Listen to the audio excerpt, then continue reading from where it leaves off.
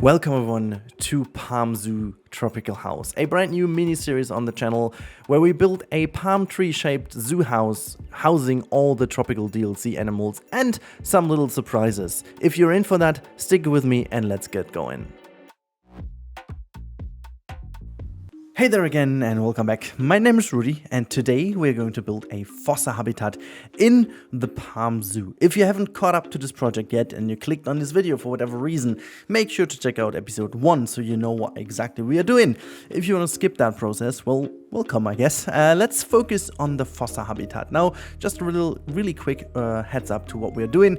In the first episode we created this wonderful palm tree shaped house, tropical house, and now we are going to add our third animal after the sloth and the laragibbon. We are here to bring in the Fossa. I don't know how exactly it's pronounced. Some people said it's like Fossa, whatever. It's having two S's in the name, so I thought it's like Fossa or Fossa, whatever. It's this freaking weird but adorable animal that we got with the new pack, and yeah, we have a space to fill because that's one of the leaves of the palm in the shape, and today we're going to build exactly this. It's gonna be very beautiful at the end of the day. It is.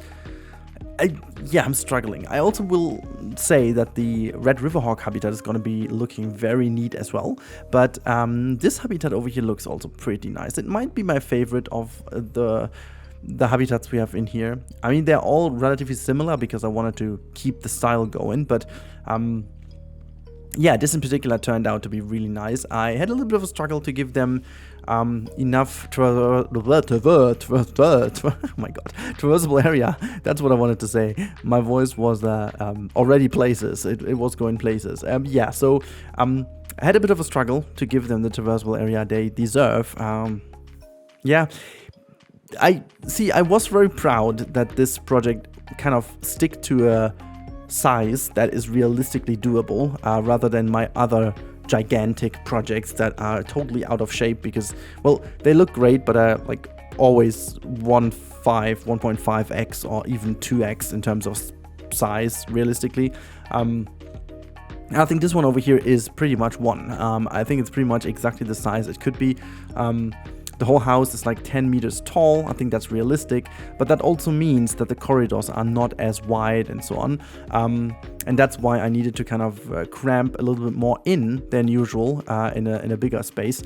I'm still very happy with how it turned out. It definitely turned out really nicely. I'm still pretty impressed by how versatile and how flexible the new pieces are to make different styles, because like, I really wanted to ensure that the animals not only have tropical vibes going, but also a tiny bit to their relative continents, even though it is pretty hard to get this done because I'm not really theming the areas whatsoever. But especially here, I try to mimic the African style a little bit with the building and with the walls and stuff. Well, it's up to you to judge if it worked out or not. I tried a couple of things that, you know, could work also with like an African area. So, yeah, I mean, we do have a jungle anyways, but still there are like tiny differences. Yeah, it was really hard to do because of all the new pieces I wanted to use. They are pretty much, you know, Indonesian styled, Bali-esque. So this is the region they're coming from.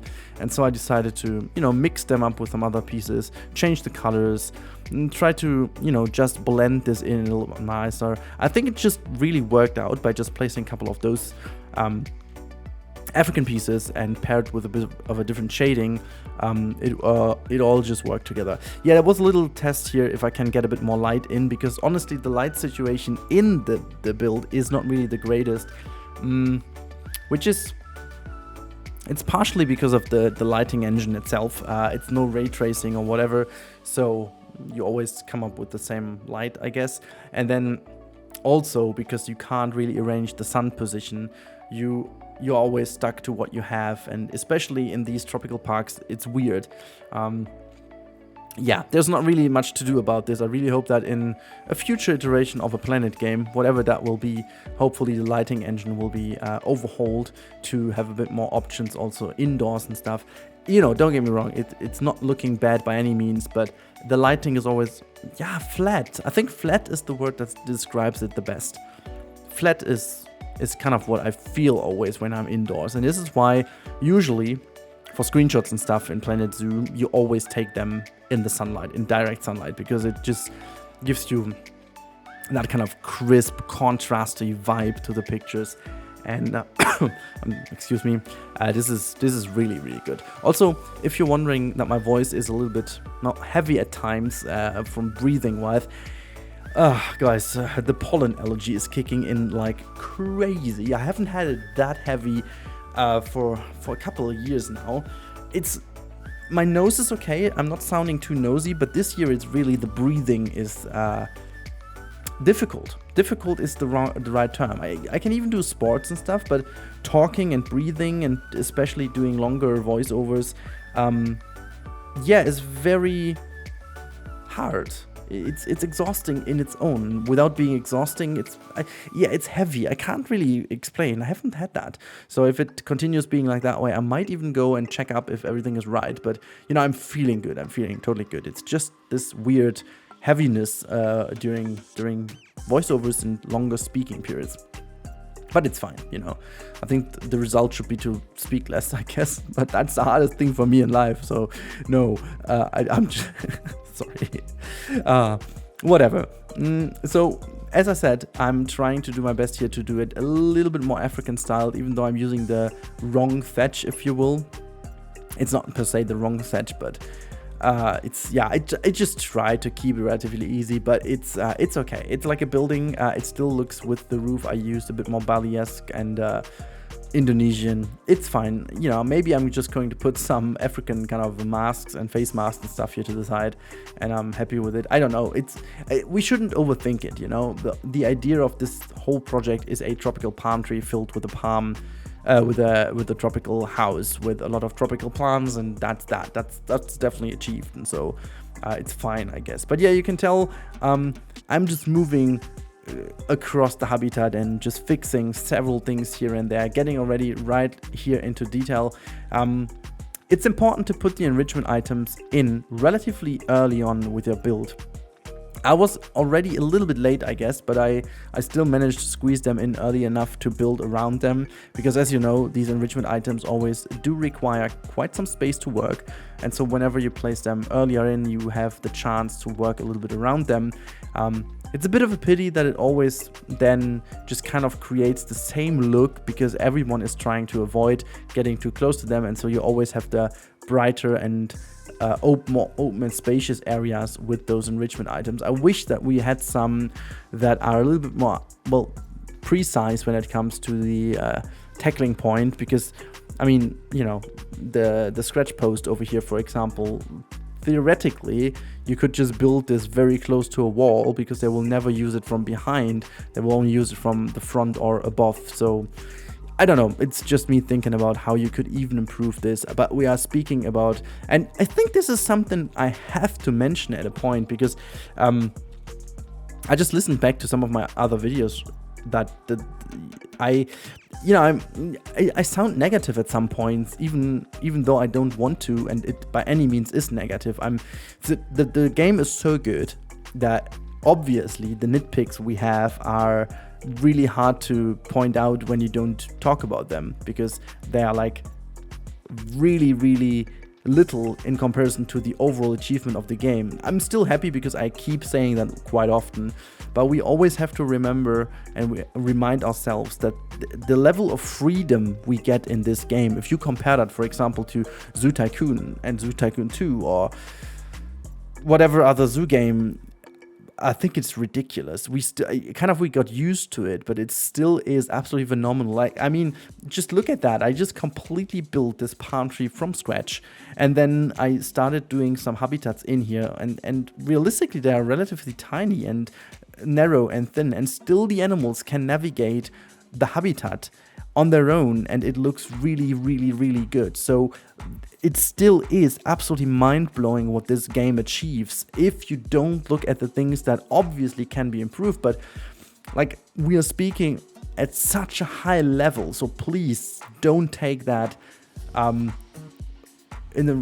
just take it with a huge grain of salt when I say something like that. It's just like me trying to bring this into the, like, I imagine the game is in the 95% for me if I need to rate that. Like, honestly, 95%, 94, something around that, you know. I think my biggest caveat still is the climbing system, and some minor other things, but they are all minor. I can't give the game like a lower rating than that. Also, I just want to focus this rating on the game as it is right now, without having birds and fully aquatic animals. I don't want to judge it. I mean, obviously that would make my judgment even better. But I think it's unfair to kind of rate it lower because they're missing. I mean, I can't judge anything that is not existing. So what would I even do? I have to rate the game in here. And the stuff you get for the price you pay in relation to other games out there that have such a quality is absolutely fair. It's absolutely a very good price point compared to many other creative games out there that charge you for every single DLC as well. And if you buy the game in some just kind of discounts, with discounts, or like in some Steam kind of discount weeks or whatnot, you really have a good price point, and then you can just purchase all the DLCs, which, fair enough, if you buy all of them, it already, you know, is quite something. But still, the game is so freaking good, and these free updates keep getting better and making the game better. I really have to emphasize that, because with all the, you know, complaints I have, I only want to make the game better. And frankly, we have to say that the devs are watching the videos.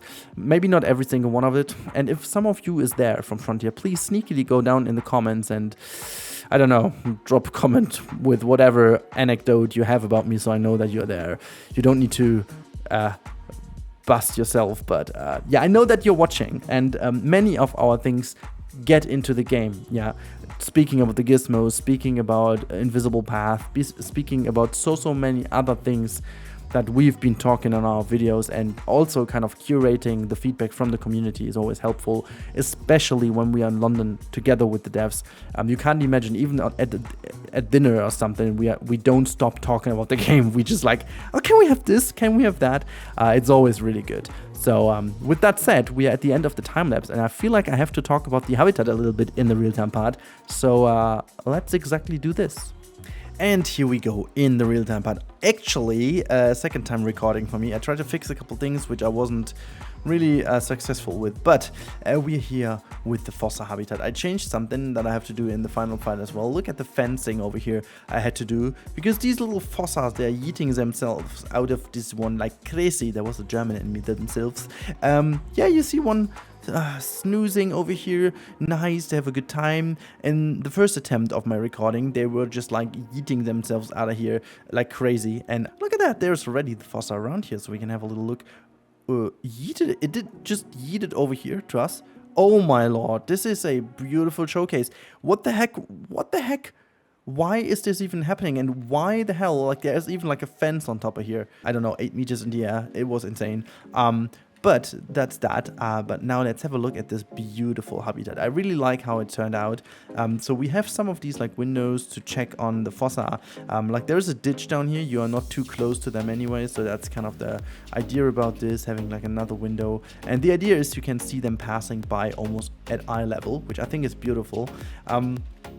And then we go around this corner, which is like super detailed in terms of like a lot of foliage and stuff. I can imagine putting some enrichment education items here. And then you're getting into this corner, which again, there's like the ditch in between to ensure that you're not too close to them. But you get this kind of cool raised view. They pass by this like rock and the whole thing goes up. Either they just climb onto this little hill over here on which you can see them strolling around on top, or they will move down onto the ditch and you can see them passing by here with the water. And it looks super cool when they're like passing by, climbing over this thing over here, which is funny. I'm not sure why they don't escape over here. Like, it would be easy for them to yeet them off this area. They just don't do it. I don't know why. And then you get into the last very nice viewing area. I'm wondering where the other one is, by the way. I think it's like inside of the house, maybe. But so yeah, you've got this little waterfall where the water is like pouring out of this yeah, what is that? Container, vase, pot, whatever you want to call that one.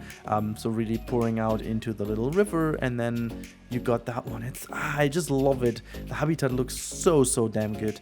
It's not realistic by any means. They could yeet themselves out pretty easily. Like, there's one thing in my mind which I might do with all of this habitat, which will make this look very realistic and very nice indeed. So potentially I'm going to put some netting on this side here, so that the whole habitat is basically enclosed by a netting. It would still give us a very cool view onto the animal, but then it makes the whole thing feel a bit more realistic, also to separate them from our friends the Lagibbon. And I've got a little issue here. You can see I built all the climbing frames for the Lagibbon, but for some odd reasons they are not able to get into this testing area in the back. It definitely is within the habitat, but for some weird reasons they just can't seem to get here, even though it is all within the traversable area. I'm not sure why they don't. Maybe it's too far off. I gotta have to solve that issue, because in the final file it somehow works, but then again not always. But yeah, so this is the central area. As we said, you can see they're still strolling around here in the other area. Very nice indeed. Yeah, not really sure what exactly is going on here, but I will iron that out. Let's quickly go into the habitat of the Fossa, whatever you want to call this animal, because there's something cool to see in here. Look, first of all, there's the animal. Let's see, there's one. You've got two options to go out. Like, you can go this side, as they do. Also, their screams are like kind of creepy. Or you go this side while it's, well, the foliage is yeeting itself out as well. This is such a weird effect. I can't tell. It's really weird. Yeah, and then we can just, you know, kind of make our way here through the jungle, like very lush jungle. There you can see one of these wonderful animals. Hello, how are you doing? Are you enjoying your habitat? You doing really good? Okay. You can also have a look at the other side. There's nothing to spoil. It's just like the backstage buildings. But yeah, you've got a very lush one. We can actually try to stroll around here. Look at that. It works. Oh my god, it did not work out pretty well for us. We died. No, we're up here again. Let's try to take that one. Okay, on this side. Let's go over here. And let's go up. Oh no, we fell down again. And we're up again. Okay, see that one. And we come to the back. I mean, just look at the lighting and stuff. It looks so good. I'm so happy with the habitat. So happy. I really hope you guys are too, but I'm mega happy with the habitat. Let's just jump out of this cam to show you a bit from a different angle. I mean, just look at how it really went in this spot, and it feels so natural. It makes the whole corridor feel nice. Like, if we zoom out, yeah, it just fits in. There's something sticking out here with the palm tree I don't really like, but that's all. I mean, if that's all, we can deal with that. Yeah, such a big fan. Such a big fan. Can we just have one of you guys? I'm just a little bit annoyed that you're just, you know, always standing around there. Let me just bring you here to the back. Hello. You just go here. There you go. And then we can follow it around. Yeah, it seems like Frontier has done a couple things with the full release version. Certain things don't really work out as I have built them, so I have to, as always, iron out some of the issues that come with the full release. Sometimes they change, you know, how the traversable area works and stuff like that. It's a little bit annoying, but we will end up getting it. Oh, look at that. I haven't seen the animation yet. Look. It's so good. It's quite tiny in comparison to that one. But it's good. Yeah, I like it. We all like it. Okay, let's go. Go. We can see how you take the... It's so gentle, right? It's taking its time. It's such a chill animal. I don't know. And now it's yeeting itself somewhere, right? Oh my god, onto the tree. Gosh, that creepy sound. Excuse me, but that looks certainly creepy up here. And now it's going down. And there we go. Yeah, wonderful. I am absolutely happy with the habitat. I like it the way it is. I like the way they can interact with the habitat. I like the way how the habitat interacts with the pathway, just having some viewing areas here and there. I just am pretty much in awe with this habitat. I hope you guys are too. It was a lot more work than it looked like, I hope, because just really making sure this all feels nice in here and still offers the traversable area for them was quite the pain. So yeah, that's that. Thank you guys so much as always for watching. Thank you for the ongoing support of this project. Let me zoom out so you can see what we're doing again. And yeah, keep looking forward to the next ones. I promise you, it's only getting better from here. Yeah, have a wonderful time. Thank you so much for watching as always. I would be very happy if you might join the channel by clicking on the subscribe button. That would be absolutely mega. But until then, have a great time. I talk to you in the next one, and goodbye.